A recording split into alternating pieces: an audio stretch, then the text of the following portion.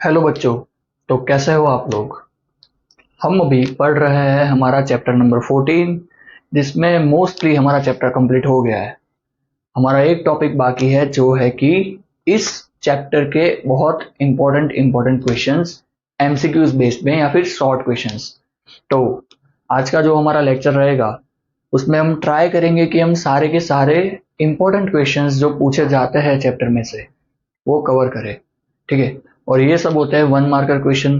तो आज के वीडियोस में हम बहुत सारे क्वेश्चन साथ में करेंगे मतलब आपको भी अपने नोटबुक्स और पेन मेरे साथ साथ ही चलानी है आज के लेक्चर में। ठीक है ना।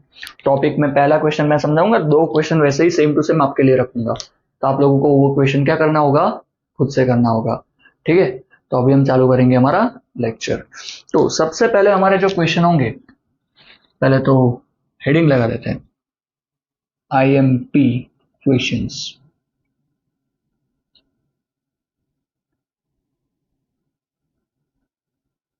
Okay, IMP question.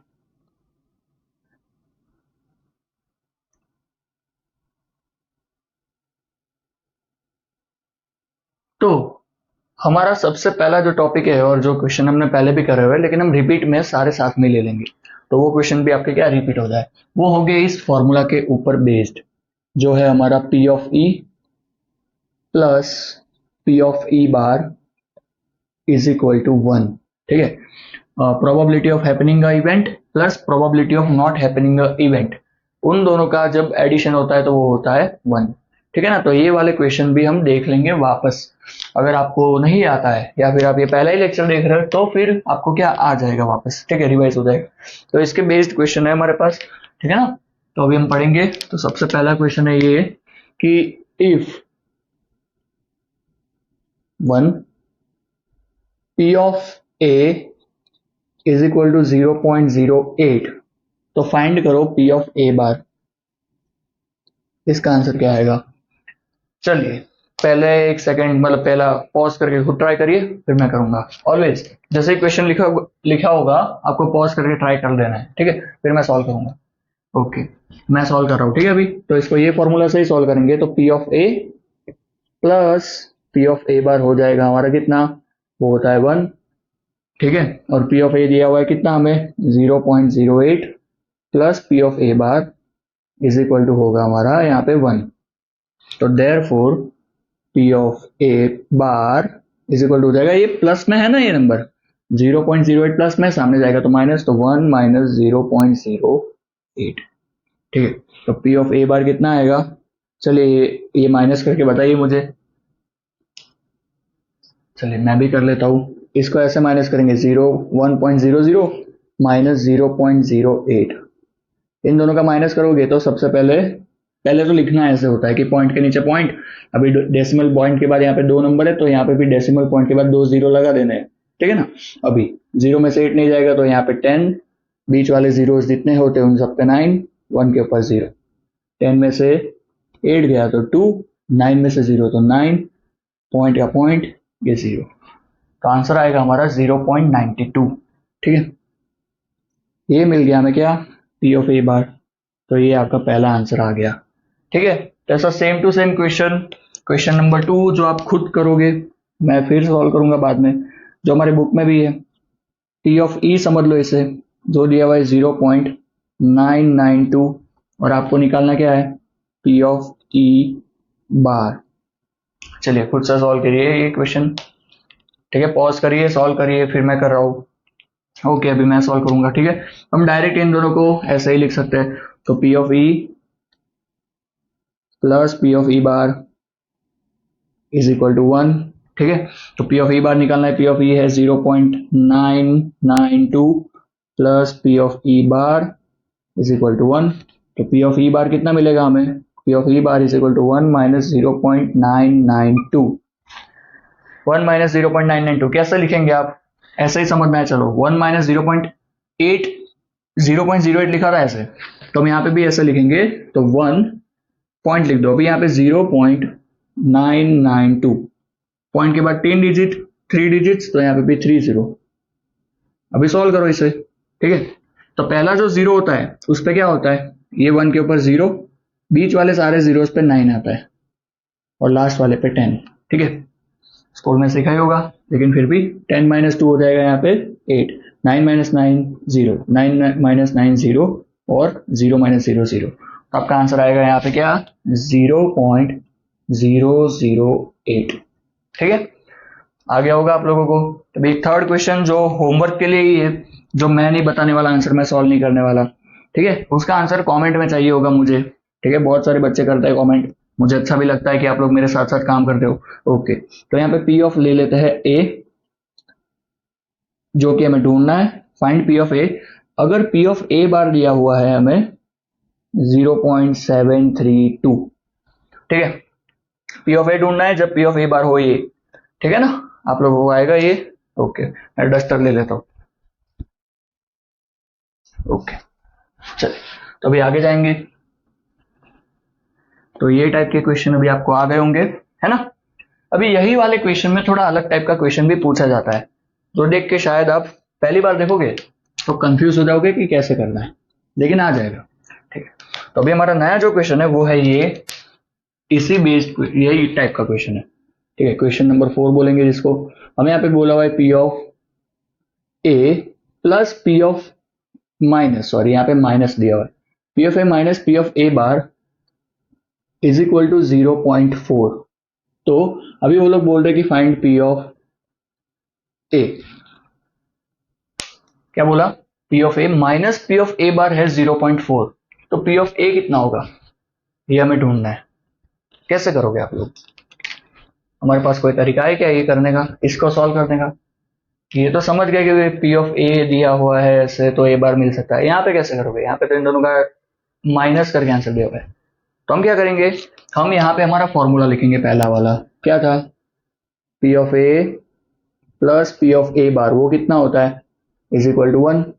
और अभी ये इसके नीचे लिख देंगे, इन दोनों को ऐड या सब्ट्रैक्ट जो भी कर सकते हो करो। P of A minus P of A bar is equal to 0.4। ठीक है, ऊपर खाली 1 है तो इसको लिख सकता हूं 1.0। अभी देखो मुझे पी ऑफ ए ढूंढना है ना, तो मैं खाली क्या कर दूंगा, इन दोनों को ऐड कर दूंगा। इन दोनों को ऐड करेंगे तो साइंस चेंज नहीं होती जब एडिशन करते हैं तो।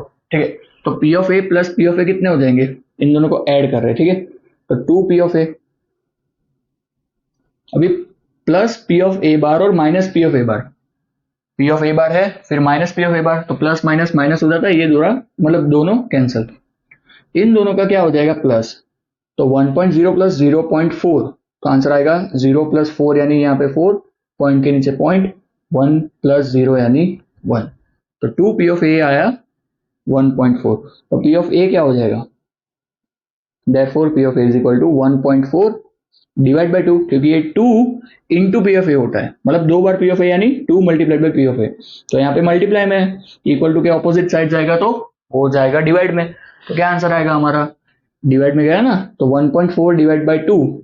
तो आंसर कैसा लिखना है नॉर्मली, चलो 2 के टेबल में 14 आता है, हाँ कब 7 सा, तो 2 7 सा 14 होता है ना। यहाँ पे पॉइंट के पीछे कितने डिजिट थे, एक, तो हमारे में भी पॉइंट के पीछे एक डिजिट होना चाहिए, तो हम यहाँ पे पॉइंट करेंगे। अभी 7 पॉइंट के पीछे चला गया तो आगे कुछ नहीं है तो 0, तो हमारा आंसर आएगा 0.7।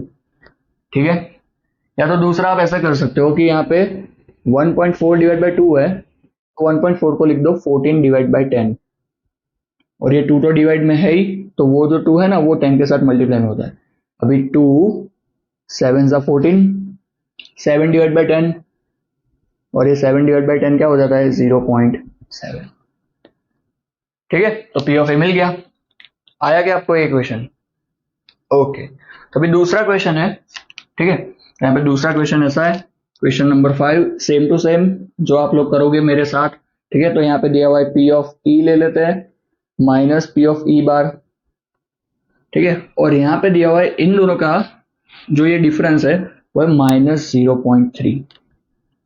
चलो ये सॉल्व करेंगे, और मुझे क्या ढूंढे, मुझे चाहिए यहाँ पे पी ऑफ ई बार, वो कितना होगा, पी ऑफ ई बार ढूंढना है हमें यहाँ पे। ठीक है, तो कैसे करेंगे हम,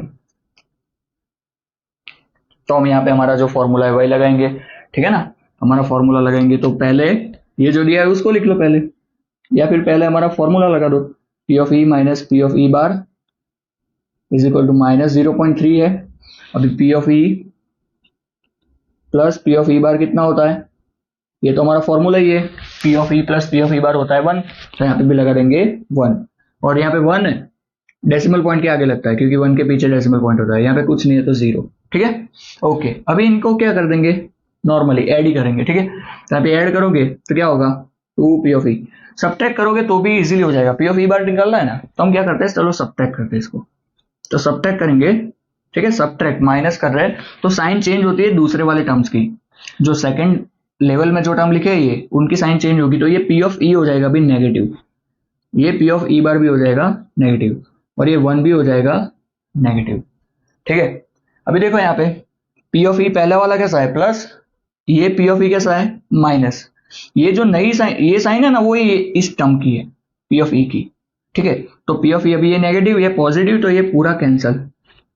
अभी ये क्या है, माइनस पी ऑफ ई बार, ये कैसा पी ऑफ ई बार है, इसकी साइन ये नहीं है, अभी उसकी साइन ये हो गई है क्योंकि हमने साइन चेंज करी, माइनस करे तो साइन चेंज होती है, तो माइनस पी ऑफ ई बार, तो माइनस पी ऑफ ई बार, और ये भी माइनस पी ऑफ ई बार, तो -2 पी ऑफ ई बार हो जाएगा, इज इक्वल टू -0.3 और -1.0, तो माइनस माइनस होता है प्लस।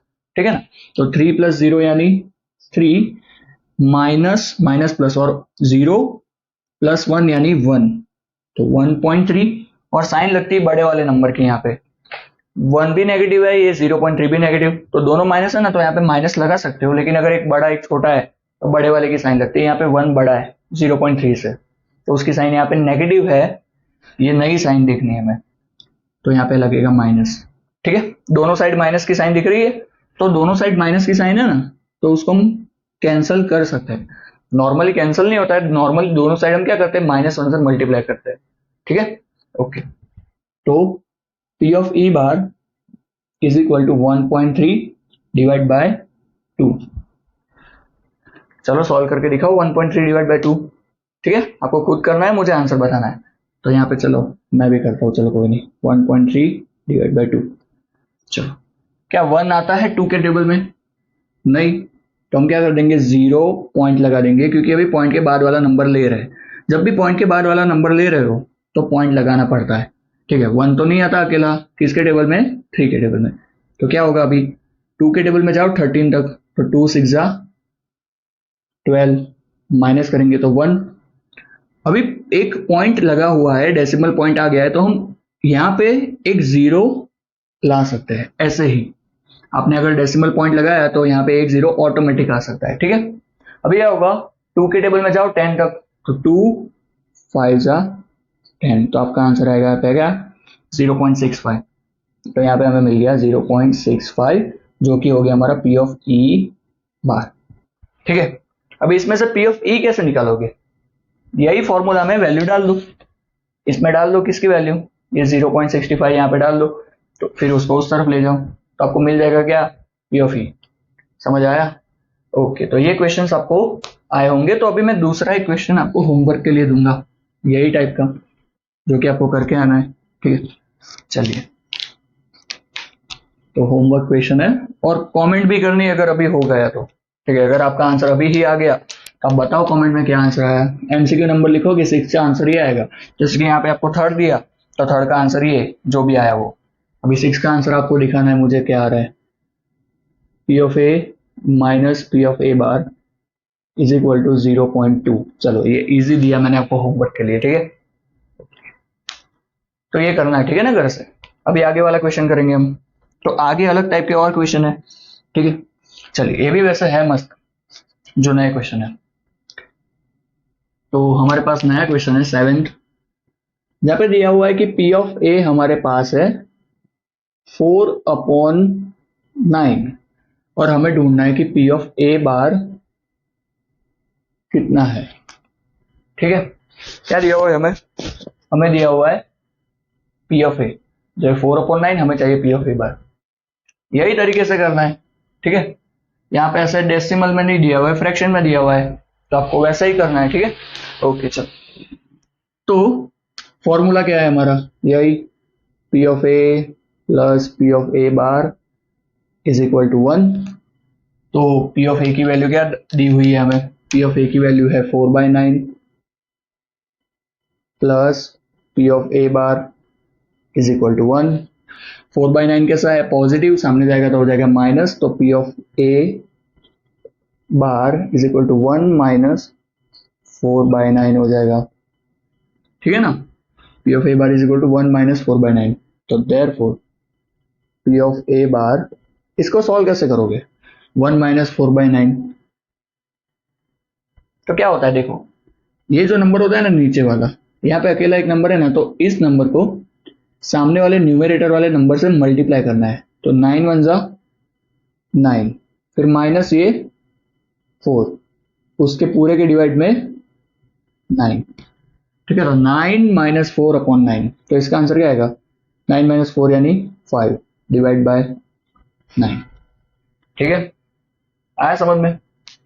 अभी इसी को करने का एक शॉर्ट तरीका है, क्या, नीचे वाला नंबर माइनस ऊपर वाला नंबर डिवाइड बाय नीचे वाला नंबर, समझ आया, मतलब ऐसे करना है। अगर पी ऑफ ए दिया हुआ है हमें 4/9 ना, तो हम क्या करेंगे, पी ऑफ ए बार ढूंढने के लिए, तो पी ऑफ ए बार हम ऐसे ढूंढेंगे, पहले लिखेंगे नीचे वाला नंबर 9 माइनस ऊपर वाला नंबर 4 डिवाइड बाय नीचे वाला नंबर, तो 9 माइनस 4 कितना होता है, वो होता है 5 डिवाइड बाय 9, देखो आ गया आपका आंसर, ठीक है।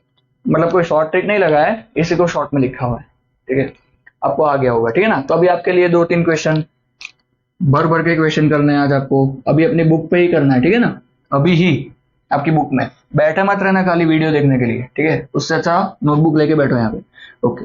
तो यहाँ पे आपके लिए एक और क्वेश्चन लेके आया हूँ मैं, वो है यही सेम टाइप का question, P of A is equal to 7/12, तो पी ऑफ ए बार बताओ, चलो,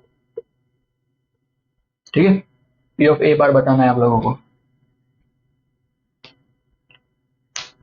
खुद से, ठीक है, कमेंट में आंसर चाहिए मुझे, ओके, आया समझ में, डन। चलिए आगे वाला क्वेश्चन ठीक करवाऊं मैं एक और, चलो ये करवा देता हूं, इसके आगे का जो क्वेश्चन है आप खुद कर लेना, ठीक है। तो यहाँ पे इसको कैसे सॉल्व करेंगे, यहाँ पे पी ऑफ, मैं सेकंड मेथड ही करूंगा ये, क्योंकि ये कारगर है, हर जगह काम करेगा, ठीक है। तो P of A bar is equal to होगा यहाँ पे नीचे वाला नंबर यानी 12 माइनस ऊपर वाला नंबर यानी 7 डिवाइड बाय नीचे वाला नंबर यानी 12, 12 माइनस 7 इज इक्वल टू 5 और नीचे ये 12, 5/12 आपका आंसर पी ऑफ ए बार का, ठीक है, ओके। तो यहाँ पे हमारे थोड़े अच्छे अच्छे क्वेश्चन खत्म हुए, अभी और अच्छे क्वेश्चन भी करने हैं दूसरे, ये देख लीजिए इतना, फिर आगे बढ़ते हैं, ओके। अभी हमारा यही फॉर्मूला चलेगा थोड़े टाइम के लिए, वैसे तो इतना दूर तक नहीं जाना है ये फॉर्मूला लेके,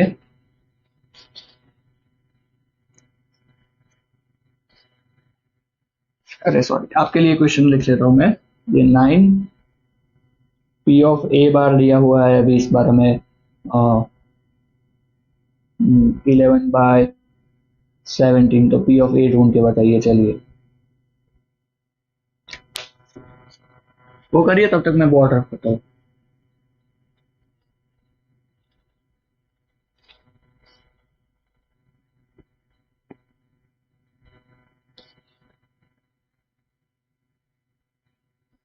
देख लिया था ना आप लोगों ने क्वेश्चन, ओके।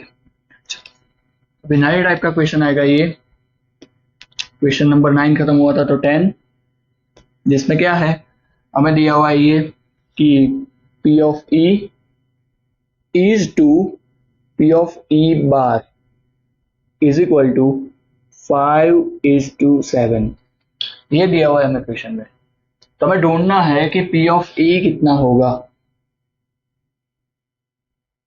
ठीक है। हमें बोला है कि P of E is to P of E bar is equal to 5:7 है, तो ढूंढो पी ऑफ ई। दो मेथड है, पहला एक थोड़ा लंबा है, फिर थोड़ा शॉर्ट है। लंबा मेथड इसलिए समझना है क्योंकि ये इज टू वाले पार्ट बहुत सारे जगह पे दिखेंगे, तो इज टू को नॉर्मल तरीके से कैसे लिखेंगे, जब देखो इन दोनों के बीच में ऐसे रिलेशन हो ना कि बीच में इज टू लिया हुआ है, मतलब रेशियो है इन दोनों का, पी ऑफ ई और पी ऑफ ई बार का रेशियो है जो आ रहा है 5:7 का, तो हम क्या करेंगे, पहला जो होता है ना उसके साथ पहला नंबर होता है, तो यहाँ पे पी ऑफ ई हम लिख सकते हैं 5x, तो ये जो पी ऑफ ई बार है ना, उसको हम क्या लिख सकते हैं, 7x। P of E bar is equal to 7x। तो टोटल कितना होगा,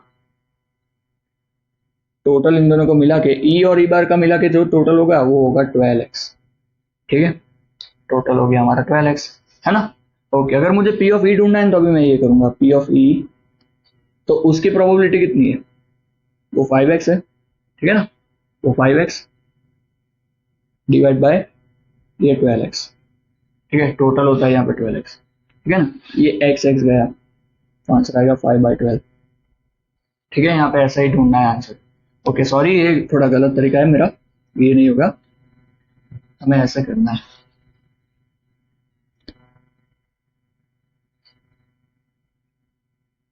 P of E plus P of E bar is equal to 1 होता है। पी ऑफ ई कितना है, 5x plus A, P of E bar कितना है, P of E bar है हमारे पास 7x is equal to 1। 5x plus 7x कितना हो जाएगा, इन दोनों को ऐड कर सकते हो, तो 5x प्लस 7x हो जाएगा 12x इज इक्वल टू 1। तो x की वैल्यू हो जाएगी 1/12, क्योंकि ये 12 मल्टीप्लाई में सामने जाएगा तो डिवाइड में, तो x मिला 1/12। और पी ऑफ ई अभी कैसा होगा, पी ऑफ ई आंसर तो सही आएगा, तो थोड़ा दोनों मेथड मिक्स हो गए, अभी इसे शॉर्ट मेथड में भी करवाना है। ठीक है, तो 5x is equal to 5, x की वैल्यू 1/12, तो आंसर आएगा 5 1 जा 5/12। ठीक है, अभी शॉर्ट मेथड, शॉर्ट मेथड में कुछ नहीं है, क्या ढूंढना है हमें, पहले ये आना चाहिए। ठीक है, नॉर्मली सही तरीका आना चाहिए कोई क्वेश्चन करने का, फिर शॉर्ट मेथड। तो पी ऑफ ई ढूंढना है ना हमें, तो हम क्या करेंगे, पी ऑफ ई में रेशियो क्या दिया हुआ है 5, और इन दोनों रेशियो का टोटल करो, तो 5 प्लस 7 वो होता है 12, तो आंसर आ गया 5/12। समझ आया, क्या करना है, पी ऑफ ई ढूंढना है, तो पी ऑफ ई पहले वाले के लिए पहला रेशियो, दूसरे वाले के लिए दूसरा रेशियो, तो पी ऑफ ई ढूंढना है तो पहले है 5। ठीक है, तो ये 5 डिवाइड बाय दोनों रेशियो को ऐड करके नीचे लिख दो। समझ आया, डिनोमिनेटर में, न्यूमिनेटर में जो ढूंढना है वो, डिनोमिनेटर में दोनों का प्लस, तो देखो सेम आंसर आएगा। ठीक है, समझ आया ना। चलो ये दूसरा क्वेश्चन, ये तो आपको आ गया होगा एक बारी में, तो दूसरा क्वेश्चन भी आप खुद करो। चलो 11, तो यहाँ पे है आपके लिए, चलो P of A is to P of A bar, और ये दिया हुआ है आपको, चलो 9:11। चलो पी ऑफ ए बार निकाल दो, चलो फटाफट। 11 का आंसर क्या आएगा, पी ऑफ ए बार का, सारे आंसर आपको खुद निकाल के कमेंट करना है। ठीक है, चलिए वो लास्ट में कर देना सारे साथ में कमेंट, और नहीं करना है भूल गए तो भी चलेगा, लेकिन पढ़ लेना। ओके, चलिए, तो ये हो गया हमारा क्वेश्चन 11, खुद से सॉल्व करना है। ठीक है, यही तरीका यूज करना है। ओके, चलो तो आगे, आगे के क्वेश्चन भी है ऐसे ही। ठीक है, तो आगे हमारा नया टाइप का क्वेश्चन है ये, कि पी ऑफ ए, 11 था तो 12 में बोला हुआ है कि P of A is equal to दिया हुआ है x/3, और P of A bar is equal to 2/5। तो हमें बोला हुआ है कि पी ऑफ ए ऐसे है, पी ऑफ ए बार ये ऐसे वैल्यू दी हुई है, तो फाइंड x की वैल्यू निकालनी है। पी ऑफ ए और पी ऑफ ए बार दिया हुआ है, तो x निकालना है, यही फॉर्मूला यूज करना है। ठीक है, अगर आप ऐसे हो कि आपको खुद से समझ आ रहा है तो खुद से सॉल्व कर दो।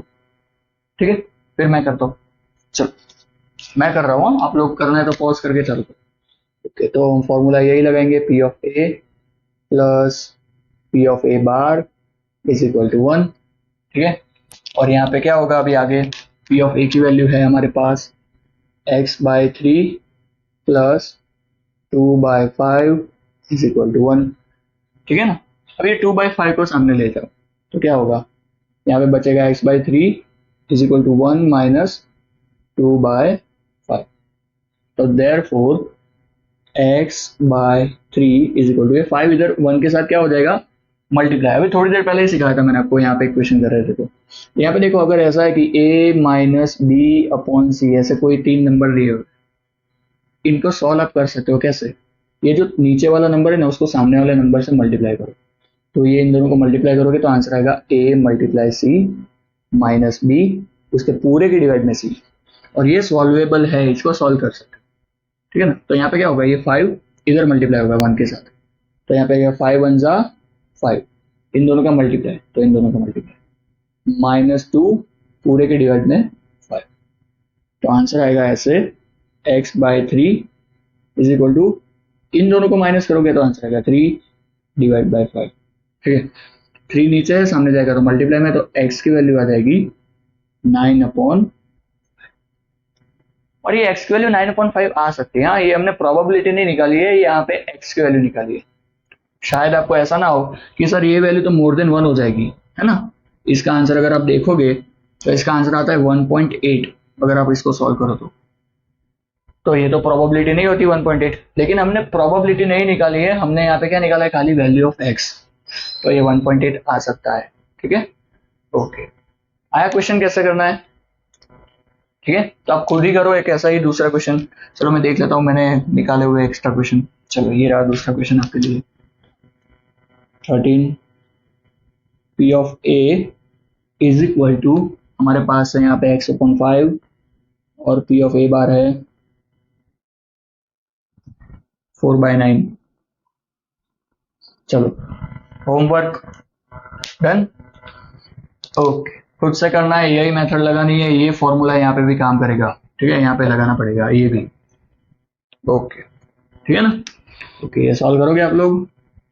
और एक तीसरा है, क्या मैं करूँ और एक क्वेश्चन?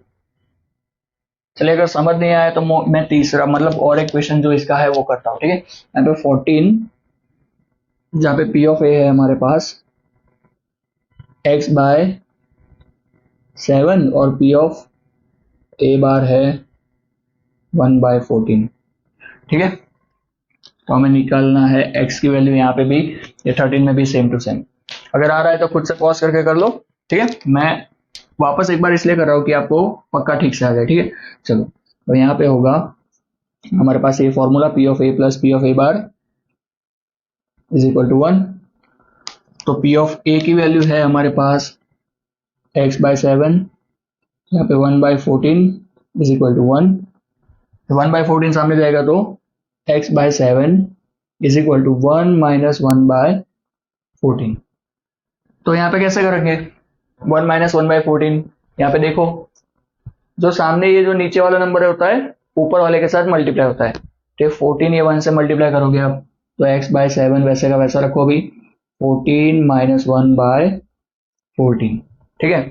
तो यहाँ पे आएगा अभी, चलो ऊपर जाते हैं, x/7 is equal to 14 minus 1 यानी 13 डिवाइड बाई 14, इसको सामने ले जाओ, तो x is equal to 13/14 multiplied by 7, 7 1 जा 7, 7 2 जा 14, तो x की वैल्यू आएगी आपके पास 13/2, ठीक है। यहाँ पे आएगा 9/5, ये 13/2 आएगा। तो सेकंड क्वेश्चन मतलब ये 13 वाला खुद से करना है, ठीक है ना। ओके, तो अभी आगे का क्वेश्चन करेंगे हम। ओके, तो अभी थोड़े अच्छे क्वेश्चन दूसरे है हमारे पास, जो है अभी ये टॉपिक खत्म, p of e plus p of a बार यहाँ पे खत्म।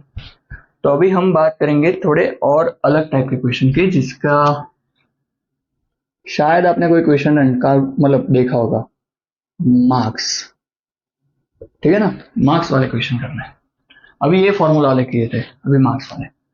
तो यहाँ पे अगर मैंने ऐसा क्वेश्चन पूछा हुआ है, देखो आपको ध्यान से, क्वेश्चन नंबर आए हम 15, what is probability of getting 11 marks in 20 marks exam. आपकी 20 मार्क की एग्जाम है, ठीक है, 20 मार्क्स की, उसमें से आपके 11 मार्क्स आए, उसकी प्रोबेबिलिटी कितनी है? यहाँ पे मैं 3-4 ऑप्शन लिख रहा हूँ आपके लिए, चलो पहले आप गैस करो, फिर हम समझते हैं, इसको थोड़ा समझना पड़ेगा, और ये एक आ गया तो बहुत सारे आ जाएंगे। तो पहला option A 11/20, option B 1/20, option C 11/21, option D 1/21। ठीक है, चलिए आपको बताना है कि क्या आंसर आएगा यहाँ पे। ओके, तो मैं कर रहा हूँ, ठीक है, आपने पॉज कर देना है जब भी मैं क्वेश्चन पूछूं। ओके, तो अभी मैं सॉल्व करवा रहा हूँ आपको ये क्वेश्चन। 11 मार्क्स लाना, उसका मतलब क्या होता है? जब हम यहाँ पे टोटल पॉसिबल आउटकम की बात करेंगे तो पॉसिबल आउटकम कितने होंगे यहाँ पे? तो पॉसिबल आउटकम की बात करें हम तो वो यहाँ पे होंगे 21। क्यों? Total possible outcome, total possible outcome, total outcomes, total ही बोल दो आप इनको, टोटल आउटकम। तो टोटल आउटकम हमारे पास कितने होंगे? 21। कैसे?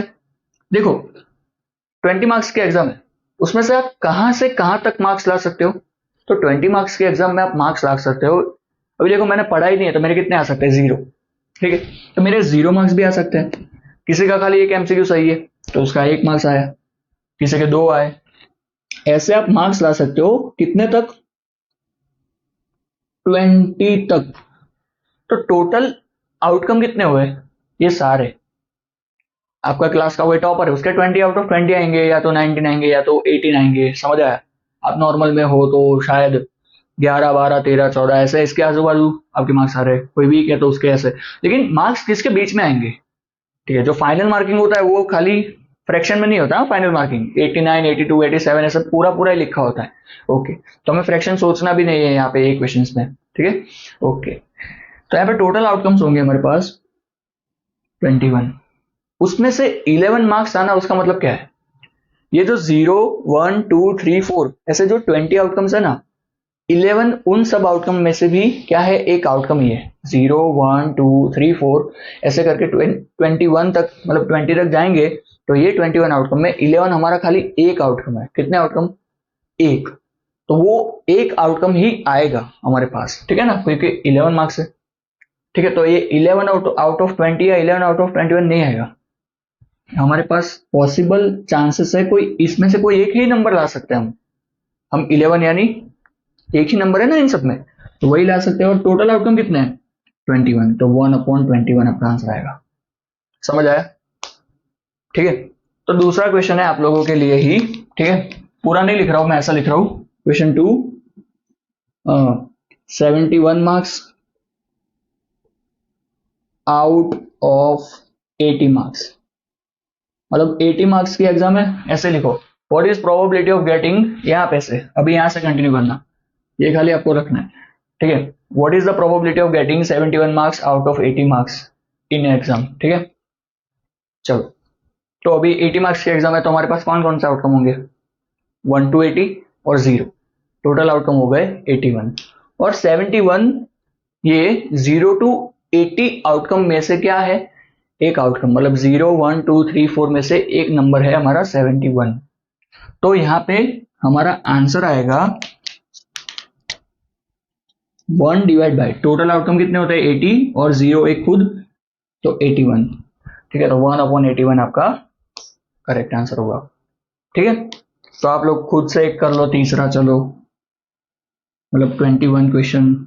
ओके, 20, 15 के बाद डायरेक्ट 20। चलो सर, कोई नहीं। 16, 17 क्वेश्चन। 17 क्वेश्चन में ऐसा है कि 21 मार्क्स इन 30 मार्क्स एग्जाम, इसका खुद से करो। और ये 18 वाला थोड़ा मस्त क्वेश्चन है। चलो, getting 93 marks in 60 marks exam. चलो, इसका आंसर भी बता दो। Getting 93 marks in 60 marks exam और 21 marks in 30 marks exam. 21 marks in 30 marks exam आपको होमवर्क में बताना है, मतलब कमेंट में। लेकिन ये getting 93 marks in 60 marks exam आया है कभी आपके ये कि आपके एग्जाम हो 60 मार्क्स की और आपके आ गए 93। तो ये नॉट पॉसिबल, ये पॉसिबल ही नहीं है ना। हमें हमारी स्कूल का ही देखना है कि हमारी स्कूल में कभी देते 60 में से 93 कभी नहीं आते, तो इसका आंसर आएगा 0। तो ये देख लेना है कि मार्क्स जो हो ना हमारे, वो हमारे टोटल मार्क्स से कम ही हो यहाँ पे नंबर, तभी ये आंसर आएगा कि 1 अपॉन यहाँ पे 61 आता होगा अगर इसके अंदर होते। तो जैसे कि 60 से कम मार्क्स होते, जैसे 59 होते ना, तो उसका पॉसिबल आउटकम के जो प्रोबेबिलिटी होती है 1 अपॉन 61 होती है, लेकिन यहाँ पे 93 कभी नहीं आएंगे, तो आंसर आएगा 0। ठीक है, ओके। तो ये देख लो इतना, फिर आगे के क्वेश्चन देखने में। Done, okay. चलिए अभी आगे।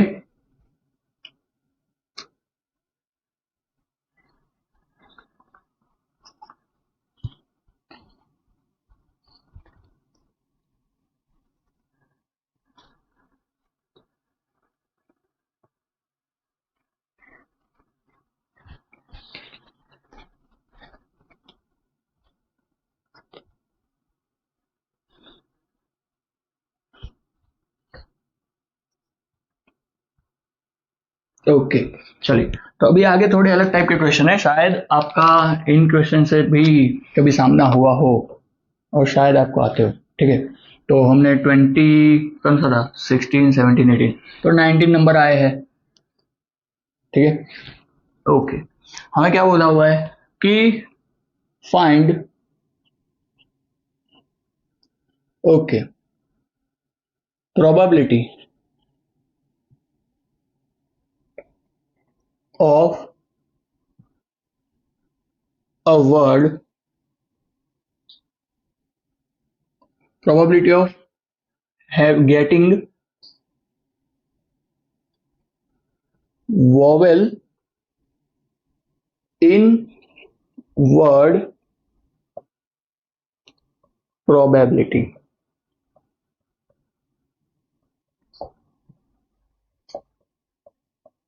मतलब ऐसा है कि समझो कि ये सारे वर्ड्स आपके पास प्रोबेबिलिटी के, ठीक है, और मतलब एक मस्त बक्से में पड़े हुए हैं, उसमें से आप उल्टा करके, बक्सा उल्टा करके एक वर्ड बाहर निकाल रहे हो, और वो वर्ड हो वोवेल। वोवेल आने की प्रोबेबिलिटी कितनी होगी? ठीक है, तो यहाँ पे वोवेल आए, उसकी प्रोबेबिलिटी कितनी होगी? चलिए, तो क्या होता है वोवेल और क्या होता है नॉन वोवेल वर्ड्स, कॉन्सोनेंट्स। ठीक है, तो वोवेल यानी ऐसे वर्ड जिसके बारे में आपने शायद सीनियर जूनियर केजी में गाना गाया हो, लेकिन मैं वो नहीं गा पाऊंगा, थोड़ा वियर्ड लगेगा। तो वोवेल्स इनको बोला जाता है, किनको? ए, ई, आई, ओ और यू, इनको बोलते हैं हम वोवेल। और इनके अलावा जो सारे वर्ड्स होते हैं ना, उनको बोलते हैं कॉन्सोनेंट्स। ठीक है, तो हम इन शब्द में से, मतलब ये जो पूरा वर्ड है उसमें से कोई एक वर्ड सिलेक्ट करे, अरे कोई एक लेटर सिलेक्ट करे, ये सारे जो लेटर्स है उसमें से, और वो हमारा वोवेल हो, उसकी प्रोबेबिलिटी कितनी होगी? हमने कोई लेटर सिलेक्ट किया और वो है वोवेल, उसकी प्रोबेबिलिटी। ओके, तो यहाँ पे वोवेल कितने होंगे? तो देखो, ये इनको वोवेल बोला जाता है। तो पहले तो टोटल कितने हैं यहाँ पे, टोटल आउटकम्स, तो सारे शब्द ले लीजिए, मतलब सारे लेटर्स, 1 2 3 4 5 6 7 8 9 10 11। ओके, यहाँ पे 11 है, और उसमें वोवेल्स कितने हैं? तो पहला वोवेल है एक ओ, फिर ए, फिर आई, और वापस आई। ये वाई है लेकिन वो वोवेल नहीं है, ठीक है। ओके, देख लीजिएगा, ए ई आई ओ यू, ठीक है ना। तो यहाँ पे टोटल आउटकम्स है हमारे पास 11। ओके, चलिए, तो पी ऑफ ए या फिर कुछ भी प्रोबेबिलिटी हो जाएगी हमारी। वोवेल्स कितने हैं हमारे पास? 4, तो 4/11। ठीक है, ये आपको एमसीक्यू में पूछेंगे, तो इतना वो पूरा फॉर्मूला लिख के नहीं करना है, खाली ऐसे ही लिख देना है। आया समझ में कैसे करना है? ठीक है ना। अगर कॉन्सोनेंट पूछा है तो क्या कर लोगे, 1 2 3 4 5 6 7, 7/11, ठीक है ना। ओके, तो आपके लिए नया वर्ड, चलो आप खुद ढूंढने का ट्राई करो। 20, प्रोबेबिलिटी ऑफ वोवेल, वोवेल ही ढूंढ लेना, कॉन्सोनेंट आप खुद कर देना, ठीक है। In word mathematics.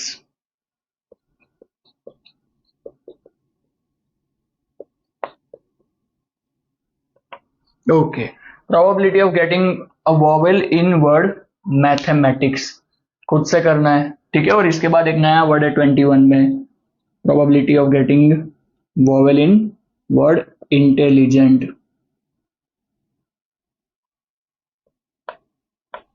ठीक है, ये वर्ड में भी आपको क्या करना है, प्रोबेबिलिटी निकालने की इसकी, वोवेल्स की। ठीक है, ये दोनों खुद से करना है, करोगे ना खुद से, या एक कोई एक बता दूं मैं, चलो मैं ये बता रहा हूँ, ठीक है।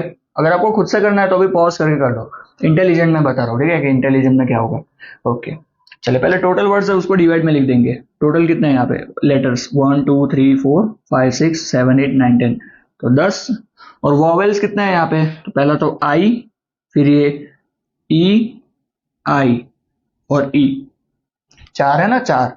ओके, अगर रिपीट हो रहा है तो वापस ले लेना है, आई यहाँ पे भी है यहाँ पे भी है, तो हम नहीं बोलेंगे सर 2 बार है तो एक ही बार ले, दोनों को गिन लेना है, क्योंकि टोटल वर्ड्स में सारे गिने हुए। ओके, तो 1 2 3 और 4, यहाँ पे आंसर आएगा 4, तो 4/10 आपका आंसर, ठीक है ना। ओके, गंदी हैंड राइटिंग, चलिए 4/10, ठीक है, आएगा आप लोगों को। ओके, तो अभी ऐसे ही और कुछ क्वेश्चन खुद से बना लीजिए और ट्राई कर लीजिए। ओके, तो अभी हम आगे बढ़ेंगे, तो हमारे पास और नए क्वेश्चन है, और वो है हमारे कैलेंडर के ऊपर। ठीक है, जो कैलेंडर मैंने आपको समझाया था बेसिक लेक्चर्स में हमारे, ठीक है, जो हमारा फर्स्ट या सेकंड लेक्चर था, और अभी हम हमारे लास्ट लेक्चर पे। तो अगर आपने नहीं देखा है तो सर्च करके देख लीजिए, शायद मैंने प्लेलिस्ट बना ही दी होगी अभी तक, तो प्लेलिस्ट में भी आपको मिल जाएगा, ठीक है। ओके, तो यहाँ पे हमें आगे जो क्वेश्चन करने हैं वो है कैलेंडर के ऊपर, तो कैलेंडर की बात कर लेंगे हम अभी यहाँ पे। वापस थोड़ा रिवाइज कर लेंगे, ताकि अगर आपने वो पूरा वीडियो नहीं देखा है तो थोड़ा ऊपर ऊपर से मैं आपको बता देता हूँ कि क्या क्या होता है।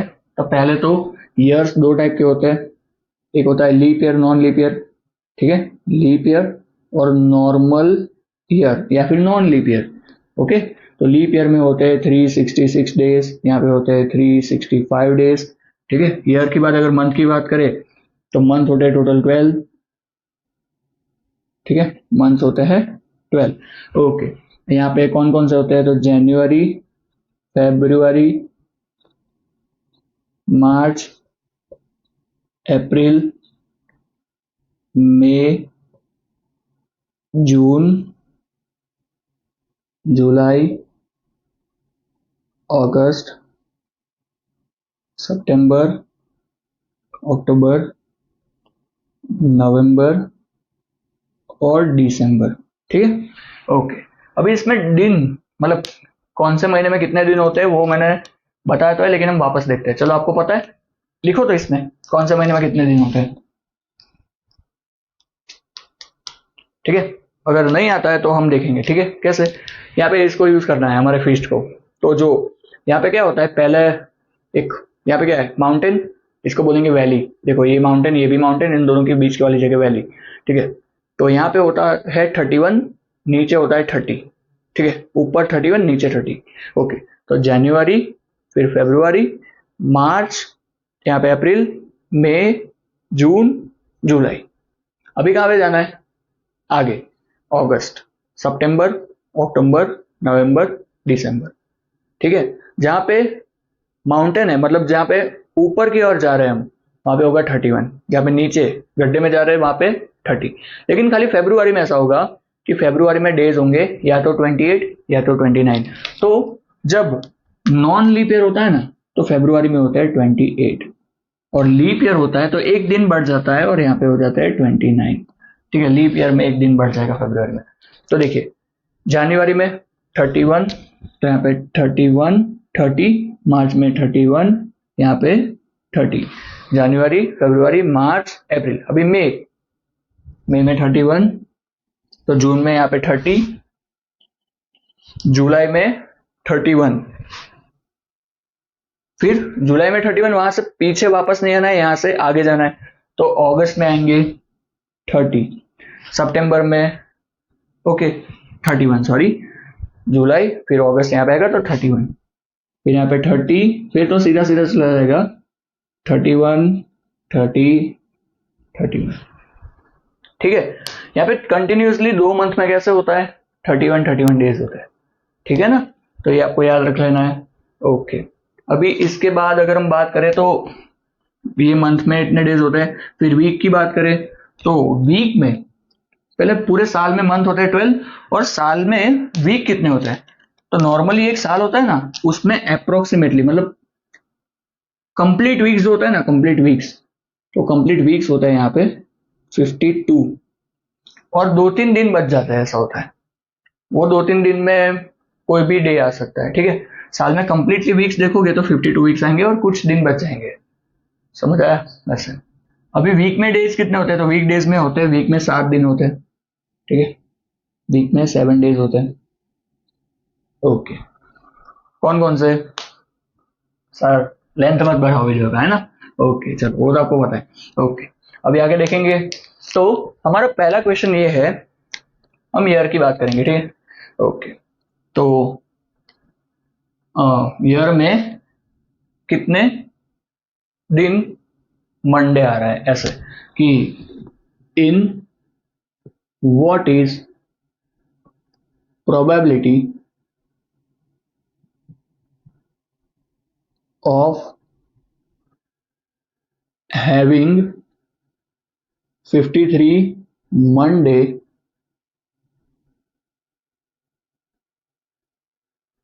इन नॉन लीप ईयर।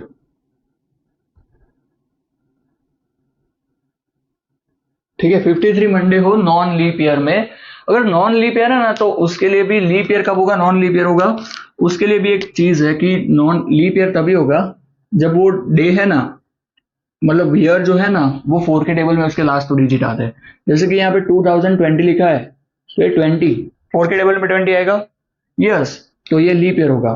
फिर 2024 24 4 के टेबल में आता है तो ये लीप ईयर होगा, ठीक है। लेकिन अगर हम बात करें 2017, क्या 17 4 के टेबल में आता है, नहीं, तो ये लीप ईयर नहीं होगा, समझ आया। तो लीप ईयर वही होगा जहां पे क्या हो, 4 के टेबल में हो लास्ट 2 डिजिट, ठीक है। ओके, तो यहाँ पे what is the probability of getting 53 Monday in non leap year, तो पहले तो कैसे करना है, देखो सिंपल तरीका है, ध्यान से थोड़ा सीख लेना। पहले डे दिया हुआ है कितना, मंडे, अब यहाँ पे डे कोई भी हो कोई फर्क नहीं पड़ेगा, मंडे की जगह कोई भी दिन ढूंढना है, प्रोबेबिलिटी ढूंढने में कोई फर्क नहीं पड़ेगा। तो टोटल डेज कितने होते हैं पहले तो टोटल डेज होते हैं हमारे पास 7, ठीक है। और नॉन लीप ईयर में दिन कितने होते हैं, तो नॉन लीप ईयर में हमारे पास डेज होते हैं 365। तो हम क्या करेंगे, इन दोनों को खाली डिवाइड करो, 365 बाय 7, चलो, तो 365 बाय 7 करोगे तो 7 5 जा 35, माइनस करोगे तो 1, ऊपर से आए 5, 7 2 जा 14, माइनस करेंगे तो 1, तो अभी क्या होगा, ये जो रिमाइंडर बचा ना, वो रिमाइंडर उसके डिवाइड में टोटल नंबर ऑफ डेज लगा दो, तो ये हमारा प्रोबेबिलिटी का आंसर 1/7। मतलब क्या होता है पता है, ध्यान से समझना है, टोटल जो 365 डेज होते हैं ना, उसमें सारे दिन 52 टाइम्स आ जाते हैं, मतलब मंडे भी 52 टाइम आएगा, Tuesday Wednesday Thursday Friday Saturday और संडे, ये सारे के सारे डे कितने बार आ जाएंगे 52 टाइम्स, ठीक है ना। और अभी फिर भी ये सब 52 टाइम आ गए ना, फिर भी एक दिन बचा होगा, तो वो एक दिन है ना, वो यहाँ पे से कोई भी डे आ सकता है, अगर हमें ईयर की बात नहीं कही हुई है, ठीक है, और कोई भी ईयर भी बोला हुआ है ना, तो भी आपका आउटकम में 1/7 ही आएगा, क्योंकि कोई एक ही दिन है जो आ सकता है, क्या 53rd टाइम, सारे दिन कितनी बार आते हैं 52, अभी कितने पॉसिबल स्लॉट बचे कि दिन आ सके, एक, ठीक है ना, और टोटल डेज कितने हैं 7, तो पॉसिबल है 1 डिवाइड बाय टोटल 7, समझ आया। दूसरा क्वेश्चन आपके लिए है, ठीक है, आपको कैसे करना है। ओके, तो यहाँ पे बोला हुआ है कि what is probability of having 53 Tuesdays in year 2028. Okay, 53 Tuesdays in year 2028. अभी 2028 कैसा ईयर होगा? यहाँ पे पीछे क्या है? 28. 4 के टेबल में आता है 28. यस, तो 4 के टेबल में 28 आता है, तो ये कैसा ईयर हो जाएगा? लीप ईयर हो जाएगा. और लीप ईयर में कितने डेज होते हैं? 366. तो यहाँ पे ऐसा होगा कि हम क्या करेंगे, यहाँ पे ले लेंगे 366 अंदर. फिर मैंने एक चीज बोली थी कि यहाँ पे मंडे है, लेकिन मंडे नहीं, कोई भी डे होगा, उससे फर्क नहीं पड़ेंगे. टोटल डेज कितने होते हैं? वो होते हैं 7. तो टोटल डेज होते हैं यहाँ पे 7. अभी 7 से ये 366 को डिवाइड करोगे आप लोग, तो 7 5 जा 35, माइनस करोगे तो 1, ऊपर से आए ये 6, 7 2 जा 14, माइनस करोगे तो 2. ठीक है, तो हमारा आंसर आएगा यहाँ पे 2. जो रिमाइंडर है वो ऊपर रखना है और नीचे ये 7 रख देना है. ठीक है, आएगा? ओके, समझ आया ना आप लोगों को? ओके, तो यहाँ पे हमारे ऐसे क्वेश्चन खत्म होते हैं. आपको और 1-2 क्वेश्चन करना है तो आप ढूंढो यहाँ पे. चलो, ये एक नया क्वेश्चन आपके लिए, यही टाइप का. हमारा ये क्वेश्चन कौन सा था? 21. तो ये है 22 वाला क्वेश्चन, ये 23, और अभी आपके लिए ये 24. क्या है? Probability of having Saturday in non leap year. ठीक है, प्रोबेबिलिटी ऑफ गेटिंग 53 सैटरडे. ठीक से लिख देता हूँ, 2 मिनट. चलो, सैटरडे की बात है. getting probability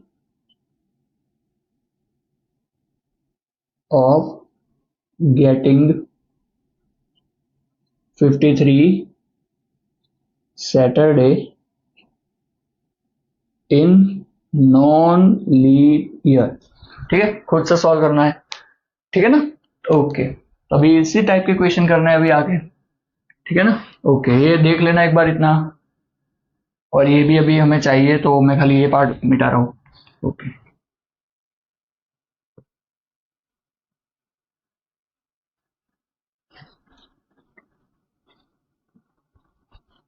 चलिए.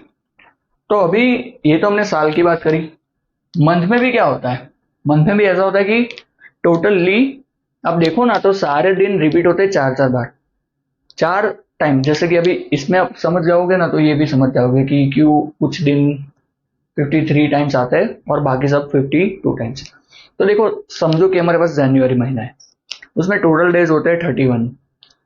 अभी सपोज करते हैं कि फर्स्ट डेट है ना, जो फर्स्ट डेट तब है मंडे, तो मंडे से चालू करेंगे तो 7th डेट पे आएगा संडे. ठीक है, तो एक पूरी बार सारे दिन आ गए, 1 to 7th डेट में सारे दिन एक बार. अभी 8th डेट पे वापस आएगा मंडे, 8th to 14 तक वापस आएगा संडे. तो मंडे, ट्यूसडे, वेडनेसडे, ऐसे करते करते जब 14th डेट होगी, 14th डेट, तब आ जाएगा वापस संडे. अभी 15th डेट को क्या होगा? वापस मंडे. 15th to 21 पूरा एक तीसरा वीक चलेगा, मंडे से संडे तक, या फिर संडे से मंडे तक, जो भी ले रहे हो. तो मंडे से संडे तक तीसरा वीक. अभी ऐसे ही 21 खत्म हुआ तो 22 to 28 हमारा 4th वीक चालू होगा. तो 28 तक सारे दिन कितने बार आ गए? 4-4 बार. 1 to 7 में एक बार आ गए सारे दिन, मतलब 8 to 14 में दूसरे बार सारे दिन आ गए. फिर 21 तक, 14 से 21 तीसरी बार आ गए सारे दिन, और फिर 22 से 28 तक यहाँ पे भी सारे दिन आ गए. कितनी बार? टोटल 4-4 बार. अभी 29th डेट बची, 30 बची और 31 बची. 3 दिन बचे ना. अगर मंडे से चालू हुआ है ना, तो अभी यहाँ पे मंडे, ट्यूसडे, वेडनेसडे, ये दिन कितनी बार आए? 5th time. समझ आया? ठीक है ना? तो जहां से चालू होंगे उसके बाद वाले 3 दिन आ सकते हैं. ठीक है ना? कितनी बार? 5th time. तो हमें देखने नहीं जाना है कि कौन से वाले मंथ में कहां से चालू हुआ है. हमें खाली प्रोबेबिलिटी निकालनी है, हमें कुछ नहीं पता कि हम कौन से साल की बात कर रहे हैं, उसका कैलेंडर भी नहीं है हमारे पास, ऐसा सोच लो। ठीक है, हमें खाली प्रोबेबिलिटी निकालना है, हमें देखने नहीं जाना है हमारे कैलेंडर में कि भाई मंडे से चालू हुआ था फर्स्ट को या फिर कब हुआ था, हमें खाली रैंडमली ये मेथड से आंसर ही बताना है। ठीक है, जैसे कि हम जनवरी की बात कर लें जो मैंने आपको बताया, तो यहाँ पे क्या होगा, प्रोबेबिलिटी ऑफ गेटिंग 5 Wednesdays इन जनवरी। अभी आपको यहाँ पे क्या देखना है, आपको देखना है कि कौन सा मंथ है। ठीक है, तो मंथ है हमारे पास जनवरी, तो हम लिखेंगे यहाँ पे जनवरी के डेज, यहाँ अंदर डिवाइड करेंगे वेनसडे। टोटल डेज कितने होते हैं, टोटल डेज होते हैं 7। ठीक है ना, तो डिवाइड करेंगे बाय 7, तो 7 4 जा 28, माइनस करेंगे तो आंसर आएगा 3। तो यहाँ पे ये रिमाइंडर लिखेंगे ऊपर और ये डिवाइजर लिखेंगे डिनोमिनेटर में, मतलब हमारा आंसर आएगा 3/7। ठीक है, आया समझ में कैसे करना है, 7 से ही डिवाइड करना है आपको। क्या कर देना है, जो मंथ दिया है उसको अंडर लिख दो, 7 से डिवाइड करो, रिमाइंडर जो आ रहा है रिमाइंडर डिवाइड बाय डिवाइजर। चलो आपके लिए और एक क्वेश्चन है, चलो खुद से करना है आपको सबको। चलो हाँ 25 26, तो हमें दिया हुआ है कि probability of having 5 Sundays in month अप्रैल। चलो करो खुद से। ठीक है, मैं देख लेता हूँ वीडियो ठीक से चल रहा है ना। ओके, क्लियर एकदम।